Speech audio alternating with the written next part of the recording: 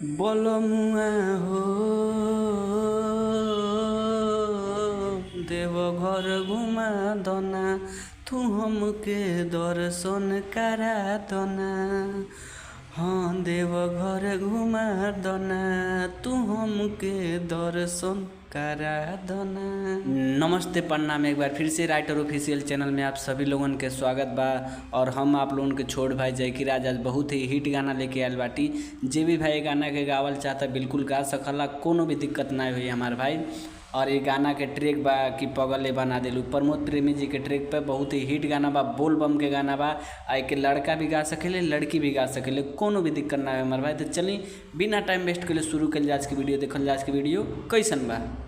हाँ हमारा से अब ना बहाना करहो, जाए के बा जोनिया ना कहना करहो ना करो। दो बार है।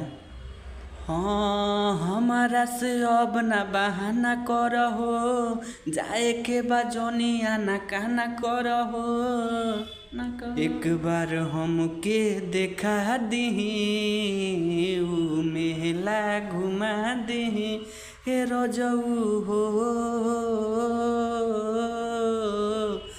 हर दर्शन करा दीही ये बोलमुआ देवघर घुमा दीही। हाँ देवघर घुमा दीही ये बोलमुआ दर्शन करा दीही। तो चलिए आप लोगन के मुखड़ा कैसन लागल हमार भाई प्लीज़ कमेंट करके जरूर बताएं। चलल जा देखल जा अंतरा कैसन बा, आई सुनल जा। हाँ वही जाके से नूर लाइब तुहरा हो हाथ लगाइब, सच कहिए हो बोलमुआ जिंदगी तोर हो जाए जिंदगी। इसको भी दो बार। वही जैसे से नूर लाइब तुहरा हो हाथ लगाइब, सच कहिए हो बोलमुआ जिंदगी तोर हो जाई। तो घर ताला लगा दीही एगो गाड़ी बोला लीही हे रजऊ हो। देवघर घुमा दीही ये बोलमुआ दर्शन करा दीही। हाँ देवघर घुमा दीही ये बोलमुआ दर्शन करा दीही।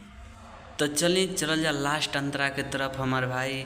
और जे भी भाई कोनो भाई के डिमांड होके हमार भाई अपन डिमांड कमेंट करिए। आपके भाई के बाद दबा कि आपके डिमांड पे वो गाना जरूर आई। अगर जे भी गाना में नाम चाहते हैं हमारे भाई तो अपन नाम कमेंट करिए। आपके भाई के बाद दबा कि आपके नाम पे वो गाना जरूर आई।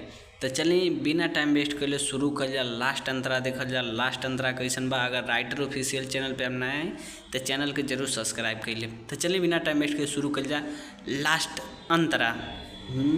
माने जा जोई की राज हो, देखो ना हो जाई साँझ हो, संगे हम तुहरा चलब नहीं तो बिगड़ी मिजाज हो। दो बार।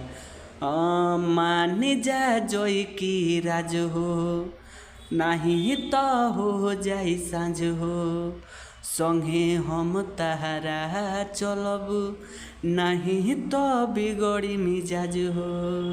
इहे सारा धा पूरा दीही, सारा गम के भुला दीही हे रजऊ हो। देवघर घुमा दीही बोलमुआ दर्शन करा दीही। हाँ देवघर घुमा दीही बोलमुआ दर्शन करा दीही। ये वीडियो आप लोगों को कैसन लागल प्लीज़ कमेंट करके जरूर बताएं। मिलल जब से नेक्स्ट वीडियो में, तब तक खातिर धन्यवाद।